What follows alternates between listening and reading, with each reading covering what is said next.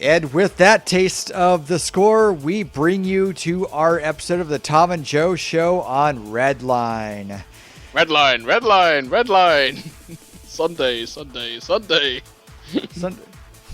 It's Saturday. Sunday. A film by Takeshi Koike. Yes. As they will tell you in the opening. Anyway, we are in the midst of a lot of things. By the way, I'm Joe. I'm Tom. And this is the Thom and Joe show where we talk anime, music, and whatever the hell else we got on our minds. Yep. And we're back. We've got a lot of stuff going on, so I figured we'd take it easy and do a movie for our anime talker. Yep. And we have Redline, which it will take significantly less time to talk about it than it took them to make it. Yeah. This was a project by Madhouse that took them 7 years to make, because mostly it took about 100,000 hand-drawn animation, working with ever else between projects. This is the debut movie for Koike, but this feels like something they were shuffled in between a lot of other stuff, because Madhouse does a lot of things and they do a lot of high quality things. Yeah. And they also, it kind of came out, they kind of mistreat their staff, but that's kind of another story for another day. But, yeah. Indeed so. It's actually also, by the way, just as a random factoid, the fifth longest production for an animated film in existence, only beaten by Battleship Yamato, Resurrection, which took 25 years. Richard Williams' The Thief and the Cobbler, which took 29 years. Phil Tippett, Dinosaur Supervisor, Mad God, which is finally out this year, hallelujah, which is 30 years, and The Overcoat, which is still in production, and stands in a staggering 41 years of production and still unfinished. Yeah, and even when this movie was worked on for so long that they had to delay it from when they were first going to screen it to like a year or two later when they got to film festivals. This came out of nowhere, if I remember correctly. Like, trailers would pop up on YouTube and it would start getting shared on social media, and wow, this looked really incredible. I gotta see this. And then at that point, they were still just slowly getting it to film festivals, and if you weren't in like Berlin or somewhere, you weren't seeing it. All you were seeing was like the teases they put when film festivals, and they all made this movie looked incredibly good, and I needed to fucking see this like right goddamn now. Yeah. I mean, I can remember when, I think would have been 2010, and they were showing this at MCM Expo, the big UK Expo, and for people who don't know the MCM Expo, this is basically the big UK one. There was a queue, and this is a building probably the size of like 2 or 3 aircraft hangars back to back. Started on one side, went all the way down to the other entrance, and came back all the way along. This is sort of how hyped people were for this film in the UK, and they had massive screens outside showing the trailer for it, and it was like, holy shit, what is this? Yes, but because of how it was released and like how it kind of the excitement for it came out of nowhere, and how it built came out of nowhere. And because it's an anime movie, they couldn't just like turn it into like an Oscar run or something like that. But we all kind of had to wait to Blu-ray, and in America, Anchor Bay of all people got it. I mean, I know they license things here and there, but it really feels like one of the major anime companies would have got, like Funimation or Sentai or somebody. But they did get the dub done by Bang Zoom Entertainment, who is very familiar with dub stuff. Like they did, especially theatrical stuff. Like if you they did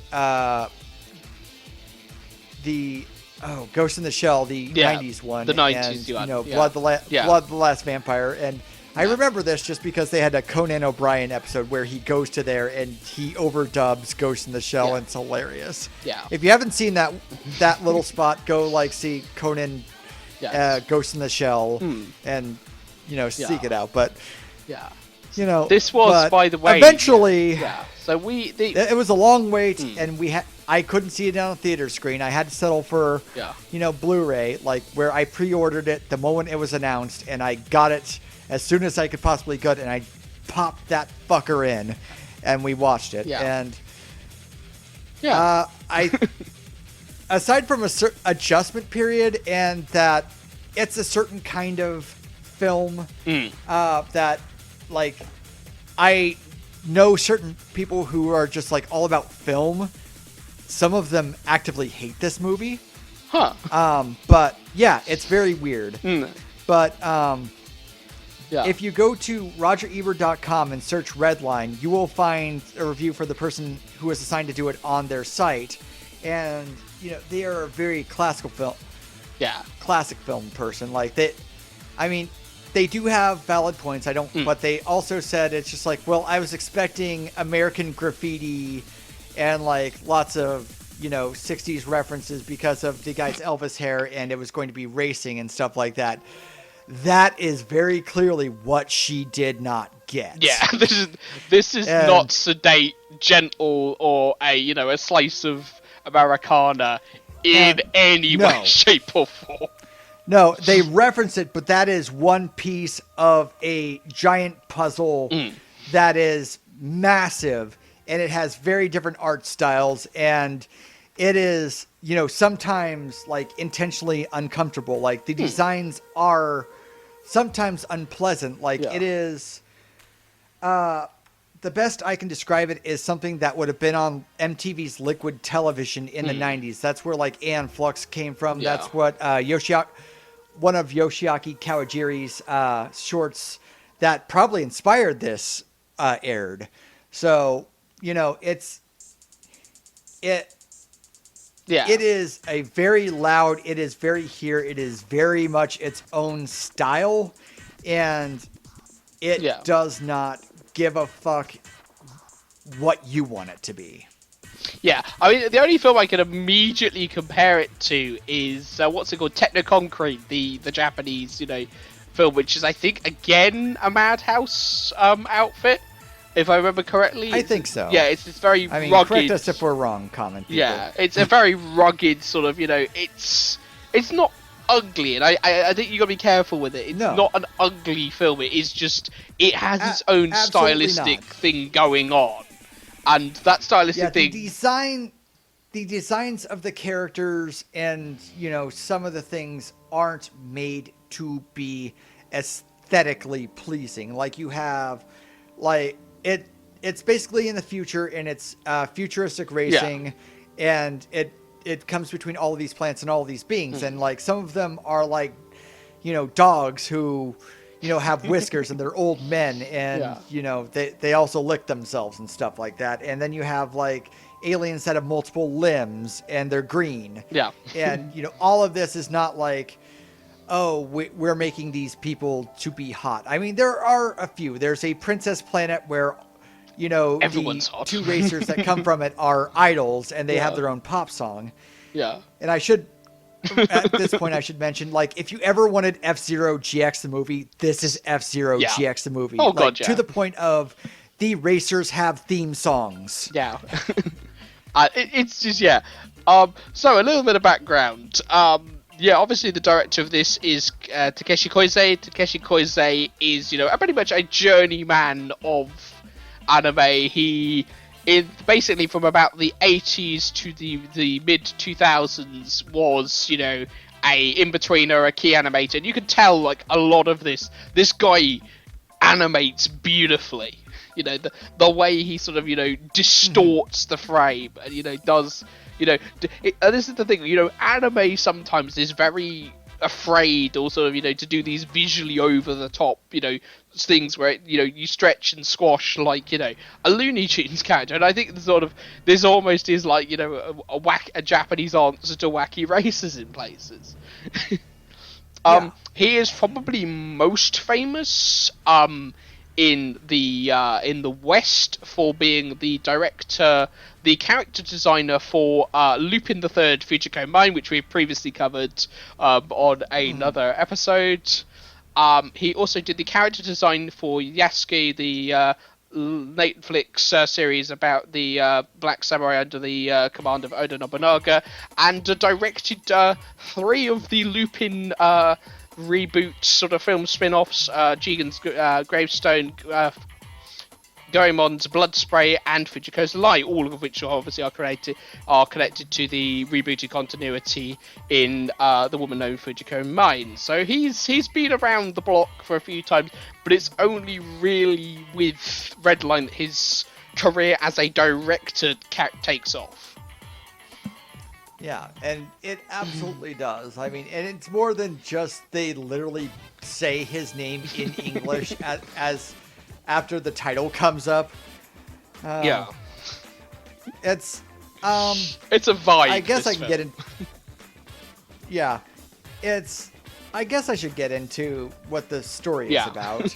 It's it starts in media res on a yellow line race, and so it's like they work up from the blue line to the yellow line and the red line, and there's a lot of unnatural dialogue that describes the history of all of this and what they're doing and why they're doing it at the front.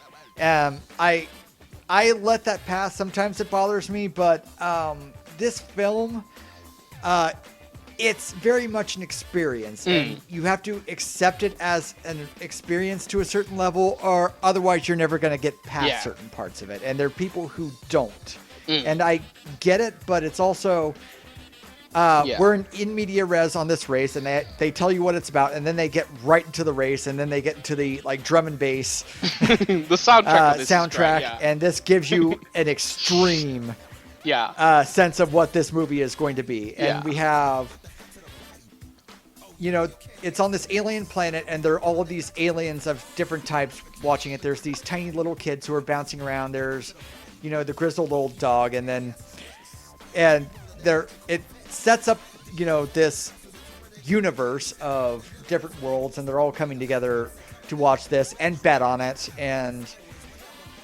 it's a really good setup visually. I mean, it does a lot of, writer things, and I'm a writer, so it's just like I cannot not notice when they're just shoving expository dialogue just to shove it in. Yeah. But then you get into the race, and it's just like absolutely great.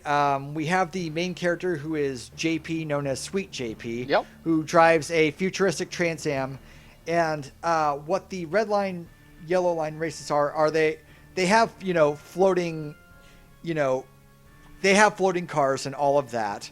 They have that technology, but they still want to do like stuff with the old engines of the past, and like see how far they can stretch them and push them in the future. So that's what all of these are. So it's all the various ways people can do that, and weapons are allowed. So it's a battlefield to a certain extent. And so we have Sweet JP, who is trying to get through, but he also has his friend Frisbee, who works for the mob and is engineer. So his job is essentially to be a fixer, and he can't finish these races.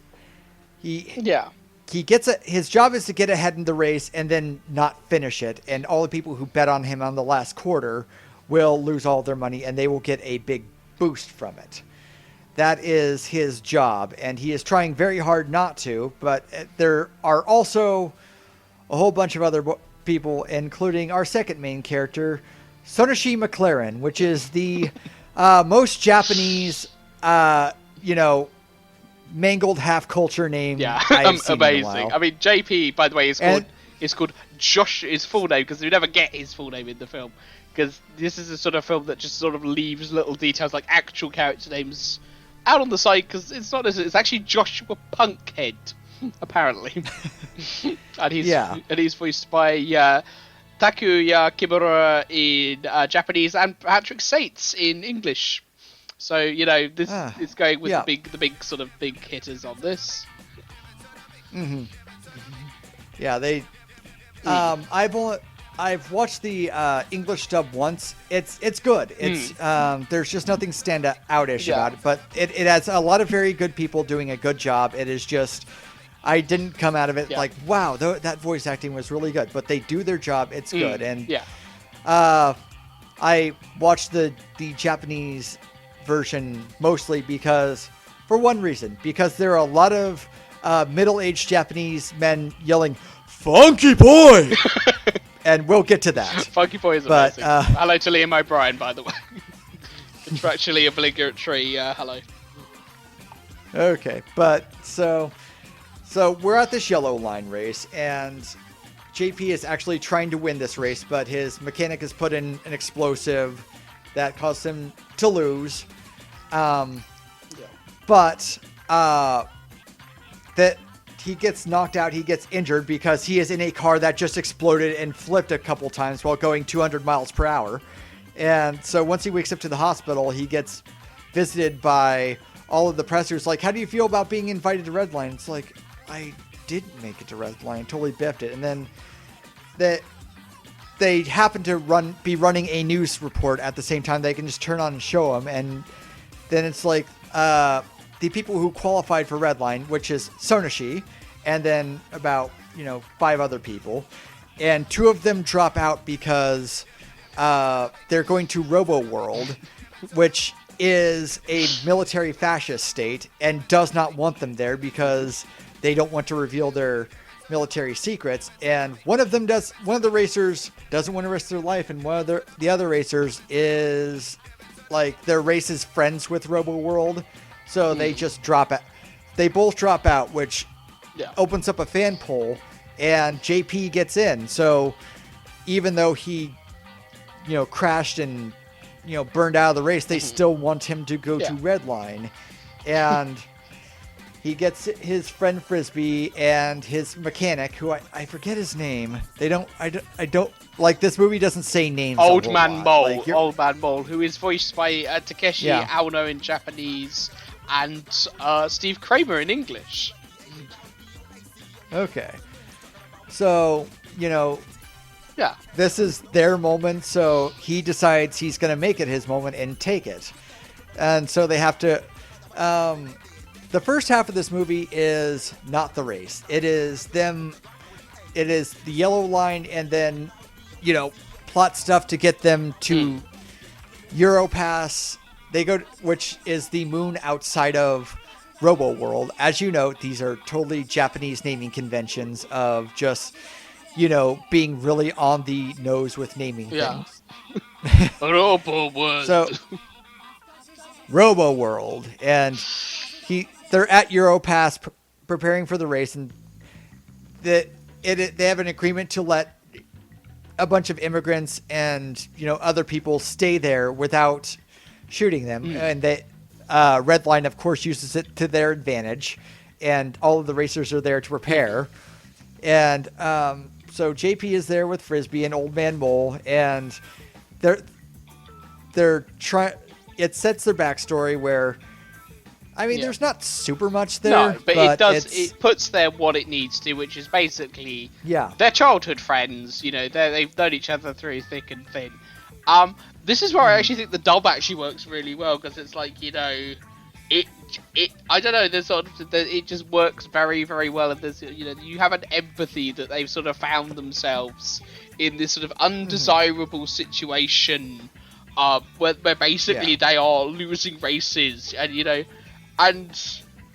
it captures something which a lot of racing movies doesn't really capture. Is that sort of pride of finishing a race, even if it's by the skin of your teeth, which I think given how uncommon racing movies are these days, in terms of mainstream media, it's kind of cool actually. I mean, there are a few things. Like the backstory of JP is he saw this racer who rides a gold car, and like he literally shines while he's driving it, and he's as in the back of two women who just sit who have no character. They just sit there and let him kiss them at the same time, and then he drives off and he's like, I want that. And especially the person at RogerEbert.com who is big onto was big on pushing it that the women are objects, and it's they usually use their sex appeal, and I can't completely deny that.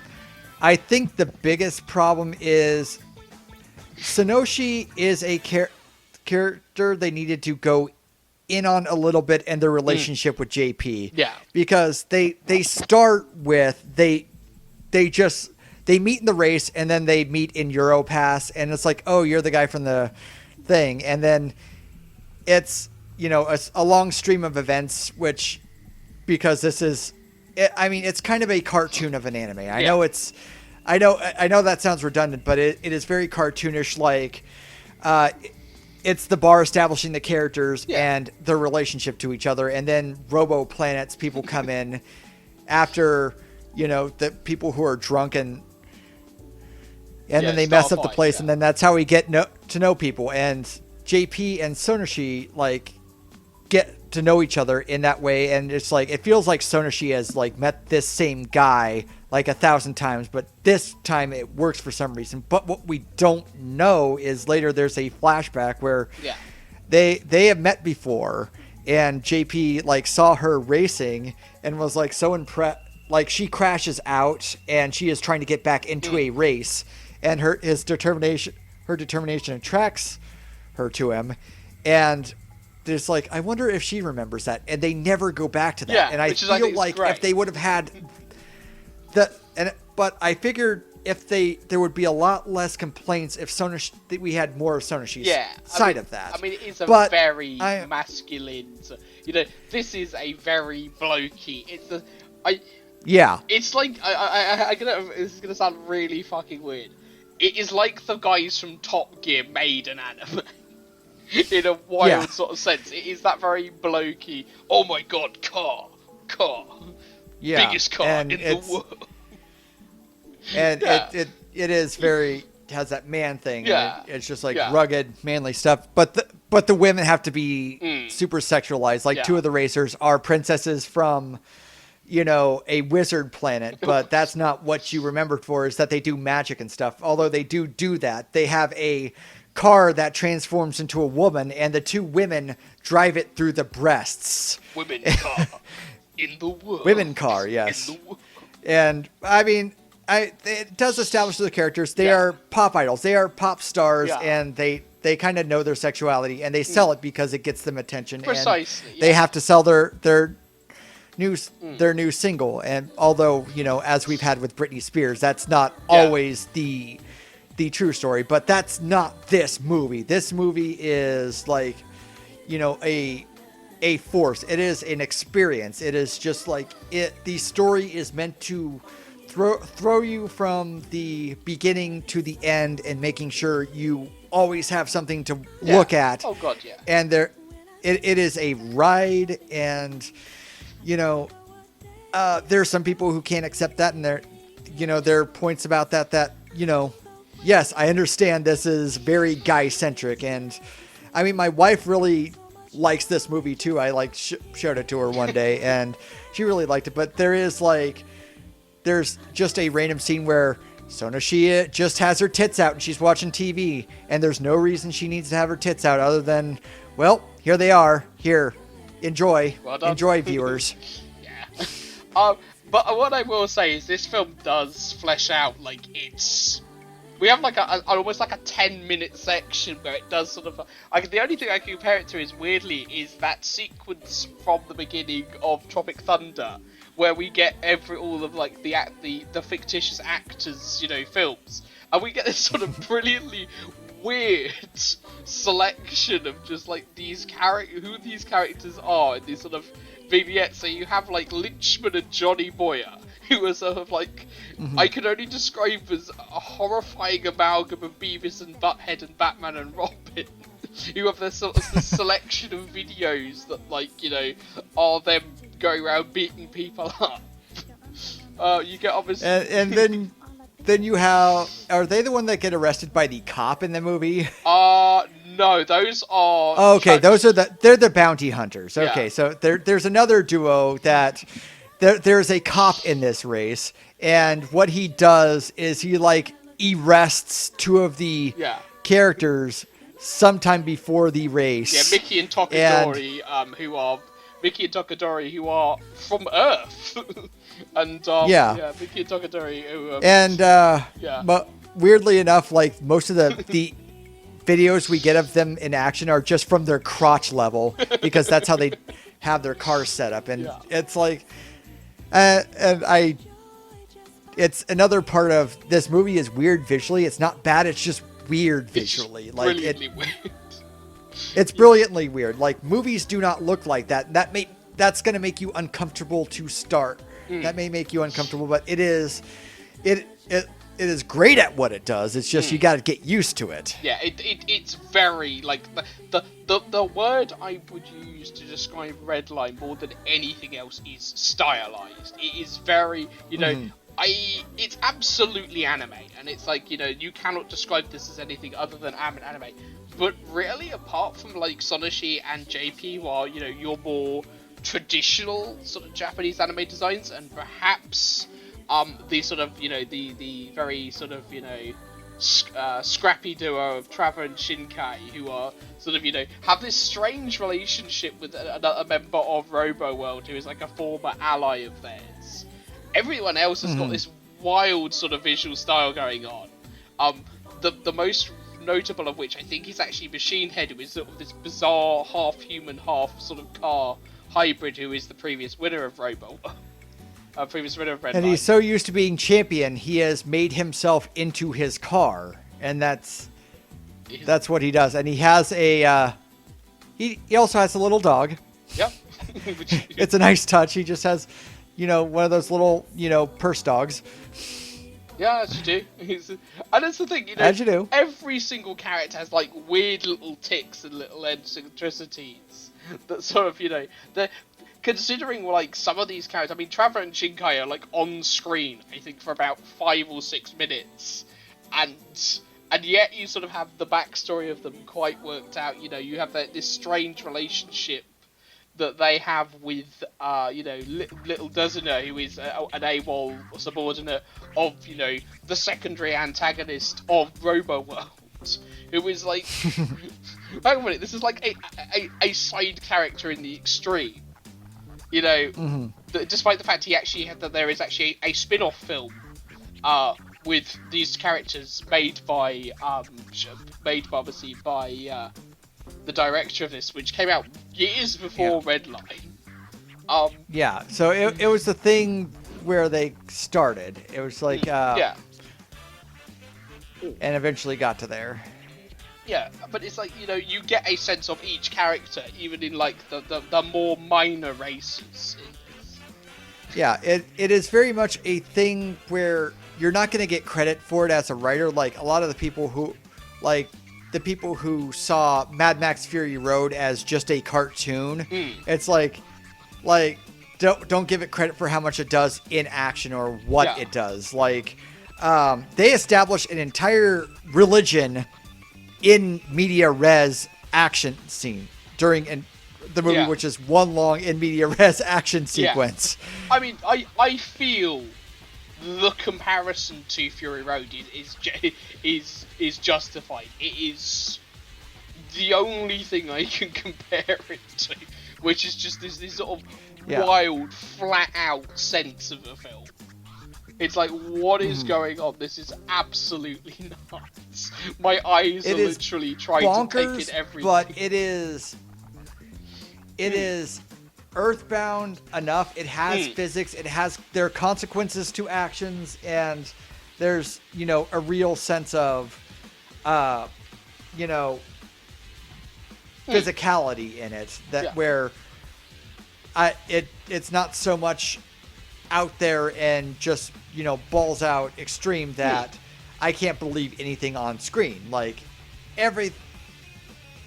it's like it has a cost, especially when they wreck and they get wrecked. Oh god, yeah, and it's like the visceral. I mean, you always have, there is when obviously JP crashes, his car blows up. It is, it's end over end. It's like, it's balletic.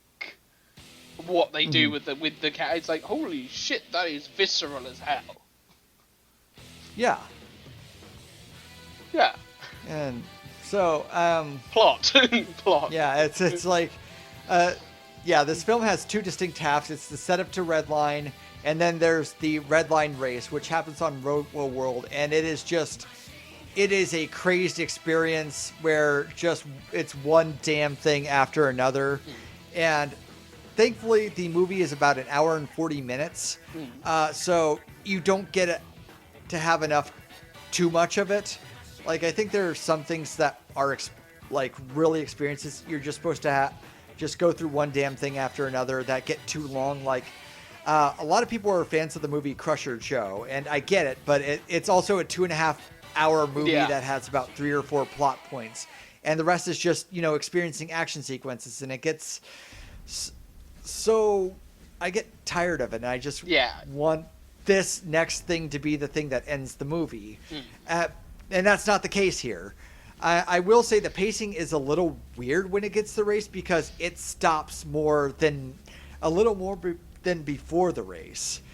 Like, we have to check in on what Robo World is doing, and their next plot to totally get the racers out of this race and stop it before they learn more things, and they succeed, and then it totally backfires.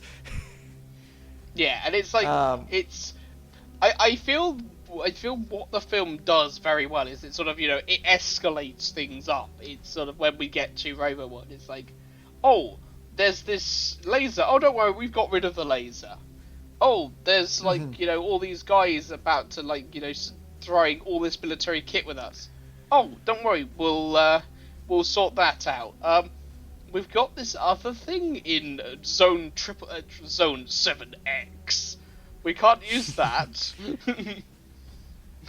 But then we use it anyway because they're terrorists who are using this, thing to essentially free up their planet, or at least make them able to bet on the Redline race. So they are risking their lives just to be able to bet on Redline racing around here. And they break into this secret part, which holds Funky Boy. Funky Boy! Which is a weaponized AI that they were supposed to keep secret because it's super illegal, and now it is broken out, and all cameras are on it, and...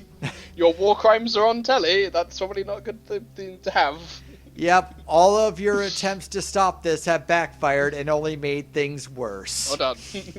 You are now committing probably all of the conventions, sort of, thing. And it's sort of... You have done all the war crimes. You have done all the war crimes. And it's sort of the thing that, the denizens of Robo World, who are sort of these very, sort of officious bureaucratic types who are basically just robot people, are still given, a sense of interest, and you still get character development, particularly in the form of Colonel Volton, who is sort of our main sort of, immediate antagonist. Mm-hmm. And it's like, yay. Evil people. Yeah. This, of course, then gets... Funky Boy finally gets destroyed. And massive explosion. But the thing is... Yeah, which essentially stops the race, and everybody has to, regroup to a certain extent. And I think we're at spoilers. We're going to do spoilers at it. But, spoilers time. Sonoshi's car gets wrecked in the activity of Redline. Yeah. And... So she teams up with, JP to finish the race because he promised her what she wants to do. Her dream is to get to the finish line of this race, and so they team up, and she has this plot device called Streamline, which is this pure nitro that is about 1,000 times more powerful than what Yeah. they have in the future. And it's like apparently Machine Head is built for it, Yep. and JP's car is not. So it's she has it, but they have to catch up to Machine Head, and all of that. And then the movie ends, and JP wins by the hair of his pompadour. His car explodes, and they fly into the finish line, and his pompadour wins it. Yep. And love. And then it's just like, and then him and Sonoshi kiss, and then there's the end credit that says love instead of the end. And then we get Redline Day, which is a really nice song. Yeah. And we should mention the soundtrack, which is Glorious. I dare say it's iconic. Like, the moment you play anything from this soundtrack, it's from this movie. Yeah. Because it just took a hold of this like drum and bass, like techno soundtrack, and it just made it theirs. Yeah. Like, it. Wow, goodness. Yeah, which is done by a guy. It's so long ago. I remember there were MySpace pages where their front page was like a GIF with the music embedded, and it was just like people parroting this scene with like whatever character was popular, whatever Moe character was popular at the time, driving the car, and then you just hear the drum and bass soundtrack, and you immediately get it. So, it's not going to be to everybody's taste, but it is. And I can admit some of it is hard to listen to by itself. But in this movie, it is the perfect music for this movie. I again, to draw the comparison to Mad Max, like some of the Mad Max soundtrack on its own is just rhythmic thumping. With it, the visual, it's holy shit, this is good. It's just so much for this film is, and I'm gonna go out on a limb. This is one of the best anime experiences you can have. This is not a difficult film to get. I mean, it's on YouTube. This film is on YouTube. Go watch this film. Because it's like, you can get it on DVD for $9. You can get it on Blu-ray for about $14. Yeah, it's not a difficult. I mean, this is just. I love this film. Like, I've seen this film about 3 or 4 times quite recently, and it gets better every time. And I'm somebody who enjoys, high speed, stuff. I love Formula 1. I love, the sort of, things, stuff going fast and high speed stuff. It's like, it's brilliant. It's brilliant. This is, it's brilliant for top to bottom. It's not a film that sort of you need to bring your brain with you, but it's sort of like it's an assault on the senses. It's like, I don't think there are in this day and age, particularly as hand drawn animation is very much this thing of yesteryear, that we're gonna get a film like Redline anymore with few exceptions. And it's sort of like, this film took 7 years to make, and do you know what? It's worth every single day of its production, because this is just everything. The character designs are great. There's like, one of the races that drops out is a Yakuza chicken. There's, it's a chicken dressed in like, Japanese Yankee sort of, motorcycle stuff. The villains of this are, brilliantly designed. Even the mob boss, who, the guy, who is clearly had more cocaine than anybody should ever have in 10 lifetimes. Yeah. Because all of his dialogue is said while he is just rubbing coke into sucking out. Yeah, and it's like, and everything, and he's just licking cocaine into his, teeth. Oh god, yeah, it's just like it's so. And the thing is, like, it's easy to go, this film is so over the top, and this film is just, is too much. And I understand that. This is not a film that takes prisoners, like, in any way, shape, or form. It is above all things itself. And you can either accept that and go for the ride, or you can't and you're just going to find things you don't like about it, because it is very thin on plot. It is an experience, and it could have tightened up the female characters a little bit more. Obviously, but if you go with it and if you accept it, and that's probably the biggest adjustment you will have to make. Like, it's the first time I ever watched it, it's just, and they spent so much time with like these characters that are intentionally ugly. Like, there are a lot of aliens, and they're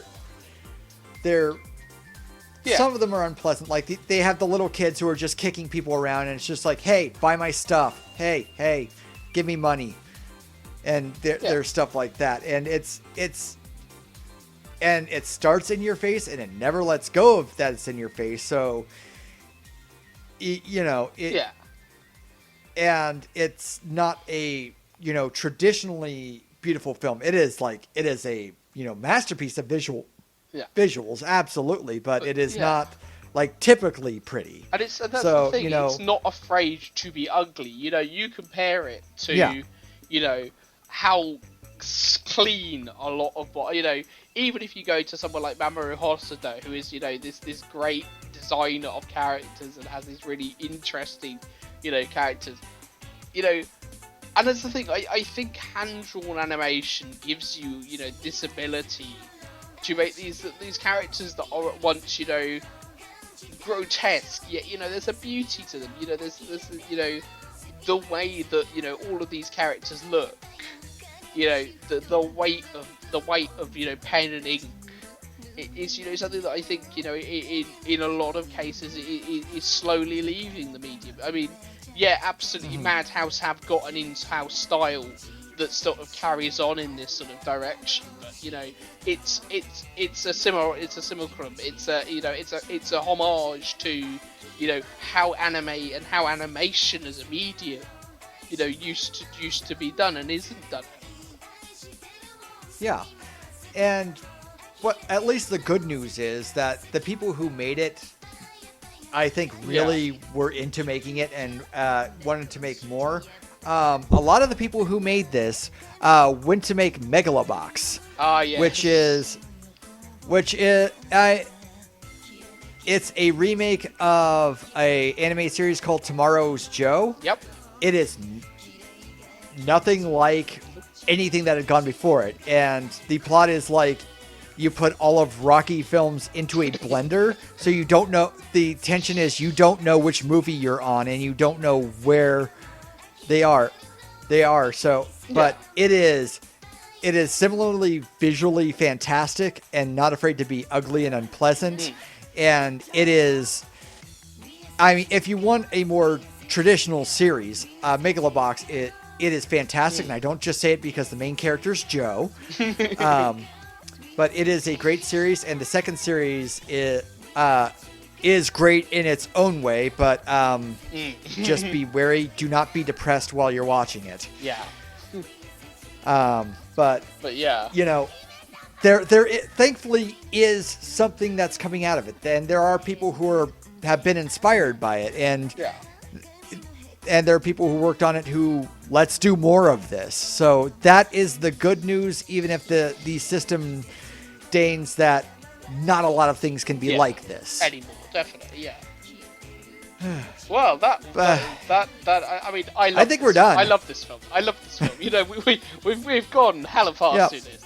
This is like, boom, there we go. And we should be going fast because it's the nature of the beast. Yeah, perfect. So, next time we will be talking about DJ Shadow's The Outsider as one of our music episodes. As usual, you can follow us on social media on Twitter at NotSoFinalProd. If you do wish to commission an episode, it's getting increasingly popular, ladies and gentlemen, so don't stick around. You can find us on Patreon at patreon.com/The Thom and Joe Show. Thom is spelled with a H. So yeah, this has been a hell of a fun, and Perhaps, have you decided what you're doing for your animes? yes, selection ladies and gentlemen, next time. Oh boy, next time. Well, next time we cover anime. Next time we got to cover get to the music yes, too. Absolutely. Next time we cover anime, we are going big because we are coming up on a landmark number of episodes. Yes, we do count Bond December in this. What do you mean we're only on episode 12?